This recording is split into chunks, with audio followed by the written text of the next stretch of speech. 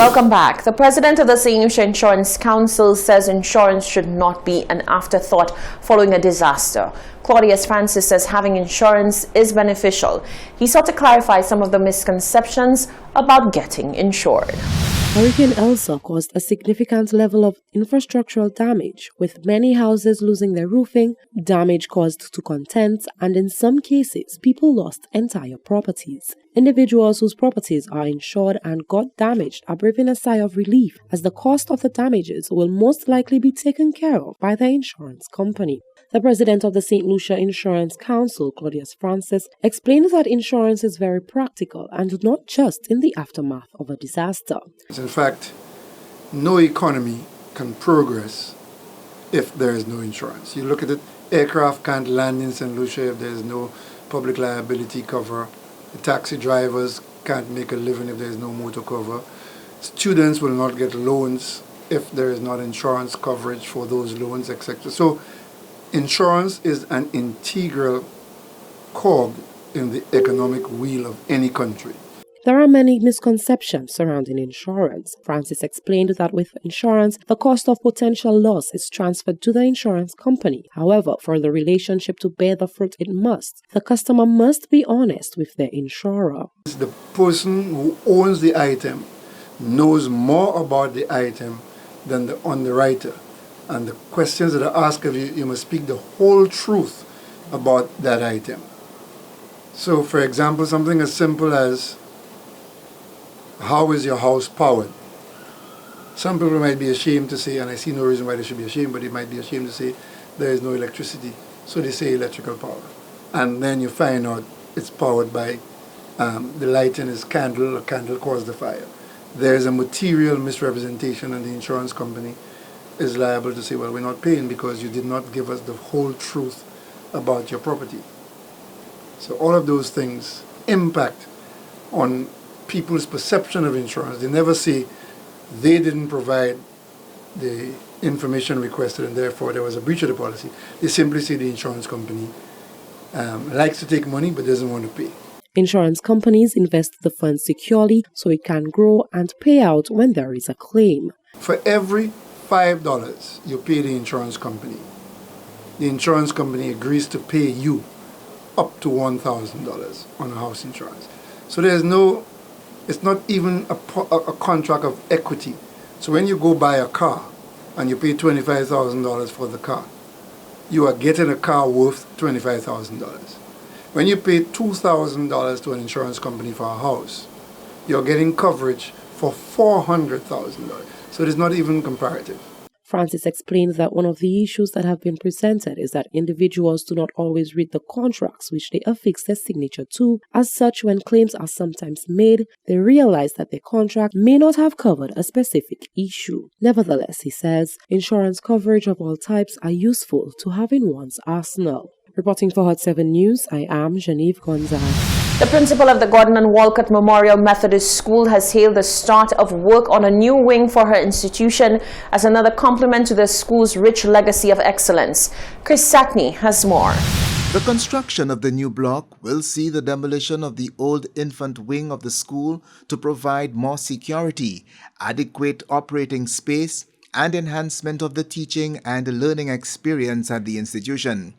It's been a 10-year wait for the Gordon and Walcott Memorial Methodist School, which has undergone several name changes over the years since the first Methodist school was established in St. Lucia over 131 years ago. In 1951, the primary school was moved to the current location and named after the first head teacher, the late Thomas Gordon. Principal of the school, Margaret Gabriel, touched by this recent endeavor, was encouraged to take a trip down memory lane. In 1962, the Methodist Infant School building was constructed on the compound next to the primary school, right behind us across there. It was named the Alex Walcott Methodist School. The works will consist of a 2-level reinforced concrete structure. The first floor will contain 4 classrooms, staff room and washroom facilities, while the ground floor will consist of 1 classroom, music room, theatre arts and French rooms, and a sick bay. It's a plan which satisfies the Gordon and Walcott School's principal. We look forward to the completion of this beautiful new block, which will transform our school compound and modernize our facilities to help us offer quality education in a more conducive physical environment. Research has shown that enhanced physical spaces can boost motivation and morale among students as well as staff.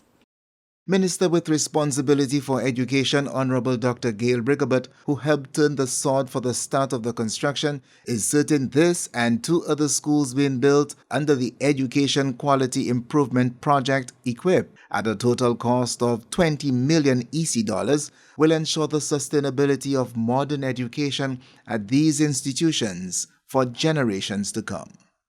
So the social fabric of our society is what concerns us. The things that hurt our people is what motivates us to fix things, to address issues, and to ensure that we put systems in place that will outlive us. Because it is not an egotistical endeavor that my ministerial colleague or I will boast that I have done this. It's not about us. It is about the people and ensuring that we give to them what they earnestly desire, deserve, and want for themselves and for their families.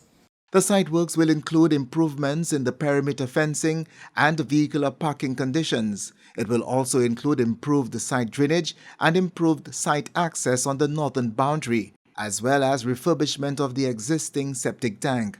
MP for Castries Central, Honorable Sarah Flood Bobra, says the school is well placed to build on its rich history to make even greater accomplishments in the future. So I want to thank you for all that you've done. I mean, your school looks so clean, the environment so welcoming, your students so well behaved. You will excel even more in an environment that's suited more to these times to help you perfect your work even more.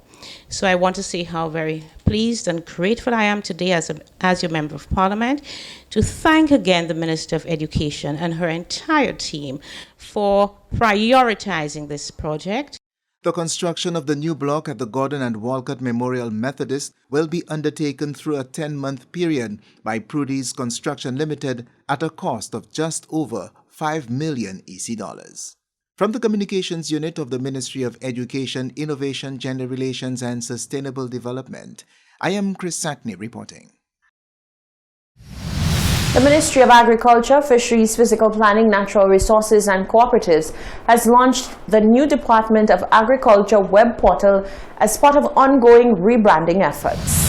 In order to better support our nation's farmers and the general public, the Agriculture Ministry recently revamped its website to create a digital experience designed with its stakeholders and customer base in mind.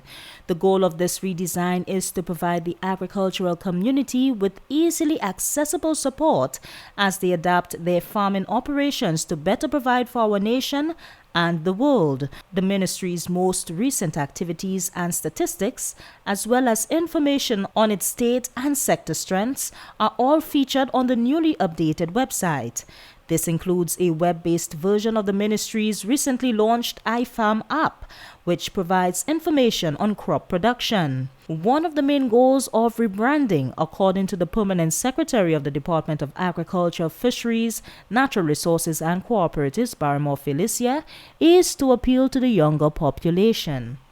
We saw with the old website the colors and the depiction, they were not in line with the colors internationally known to be attributed to agriculture. So we came back with the colors. You would see green and yellow featured, which are the prominent agriculture colors internationally. So our website was more in line with what is known internationally and the global standard. And also the content on the website, it features more heavily centered around the various departments, the service and product offering, and the content needed for persons who are engaged in agriculture. Content such as the technology packs, which would feature on the website. Other information that you would need to help you through things like concessions, videos on our shows, Agriculture on the Move. You would find that, and of course linking that to our social media platform. These things were non-existent in the previous version of the website, so we've updated it to make it more attractive and interactive. The improved website, according to the Director of Agriculture Services, Dr. Aurea King-Sinak, will provide efficiency by allowing clients to access a variety of services without having to physically visit the department. In many instances, persons would bring in items, and when it's detained, they don't understand why. So on our website, all of these things will be explained. They would have access to conditions for imports and all of those things to make the ease of doing business a little easier, a little more accessible. So it's more or less to ensure that our faces out there and persons understand what we're doing and that they are able to access us at any given time with any questions. To access the Department of Agriculture's new website, one can visit www.doaslu.govt.lc. From the Ministry of Agriculture, this is Amanda Faye Clark reporting. This is the Hot 7 TV Nightly News. The latest weather report is coming up after the break.